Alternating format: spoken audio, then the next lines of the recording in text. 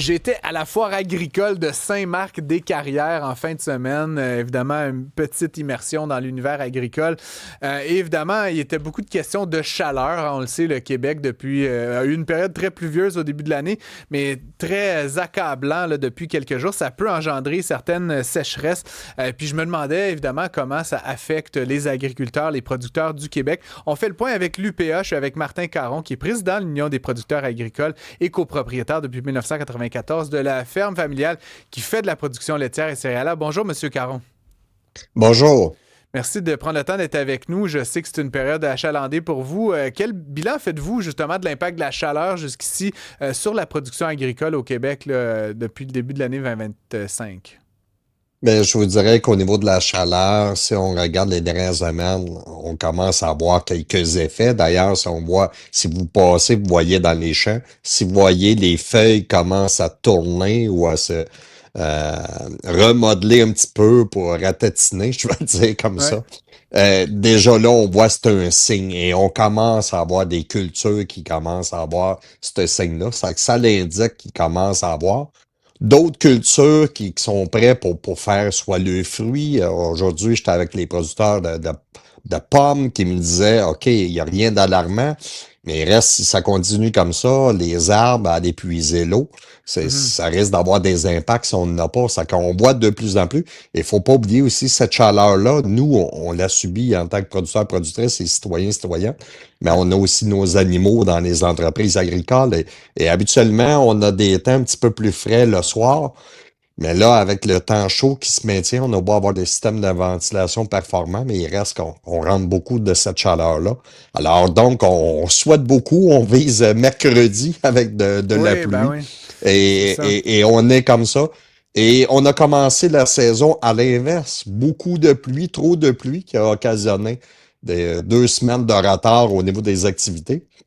Et là, présentement, ben, cette pluie-là, ben, on aurait besoin, là, présentement, malgré nos systèmes d'irrigation qui sont là, ou des bassins de contention que nos producteurs ont, mais ces bassins-là de rétention d'eau sont pratiquement à sec présentement, là. C'est ça. Ben, je voulais un peu. Puis là, vous dites que, bon, je voyais comme vous la prédiction. Là, il annonce de la pluie mercredi. Mais là, bon, ça fait comme une semaine là, qu'il fait 30 degrés, gros soleil. Là, c'est vraiment.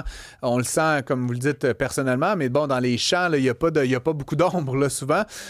Ça assèche évidemment les cultures. Est-ce qu'une grosse journée de pluie, c'est suffisant ou est-ce qu'il faudrait vraiment là, qu'il y ait plus de pluie là, au cours des prochaines semaines pour, entre guillemets, sauver là, ou en tout cas permettre le plein rendement au champ? Ouais. Je vous dirais, ça prend une quantité de pluie tranquillement, quelques jours, parce que quand on a des gros coups d'eau, bien souvent, ben ça reste pas, ça rentre pas au niveau de la terre, Hmm. ça va ruisseler. Alors donc, ça prendrait une pluie tranquille, puis à quelques jours pour être capable de récupérer. Et il faut se rappeler, hein, l'an passant, 2024, le 9 et 10 août, le fameux ouragan Debby, le Oui, ben oui. retour qu'on a eu, des gros coups d'eau exceptionnels où ce qu'on a eu de l'inondation dans des champs ou des pertes de récolte directement. Et cette année, ben, on parle de sécheresse. C'est de plus en plus fréquent, ce changement climatique-là qu'on vit directement, nous, les producteurs, productrices agricoles. Et il faut être capable de s'adapter à ça. Puis, au-delà de ça, tantôt, je vous parlais des bassins de rétention pour avoir des réserves d'eau, mais il y a tout le côté d'évaporation de cette eau-là aussi. Ça aussi, ça a des impacts. Je suis sûr que les gens qui ont des piscines le voient, là, que la quantité d'eau diminue au niveau de leur piscine avec ces chaleurs-là qui Ben se oui. maintiennent. Donc, ça a des impacts pour nous ici au niveau de cette gestion d'eau-là.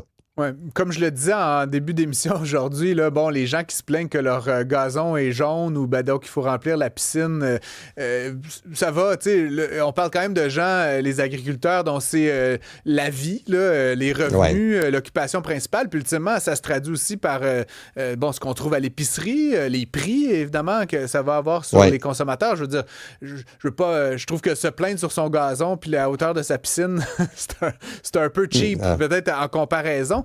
Vous parlez justement là, de bassins de rétention, d'irrigation. On peut aussi faire des systèmes pour évacuer l'eau plus rapidement, mais dans une perspective où ça risque d'être de plus en plus fréquent, les températures extrêmes ou les événements là, de pluie intense au cours des prochaines années, est-ce que vous sentez que les agriculteurs du Québec sont suffisamment prêts? Est-ce qu'il y a des choses qu'on pourrait faire pour accélérer le niveau de préparation là, de la ferme familiale moyenne là, dans la Ouais. province?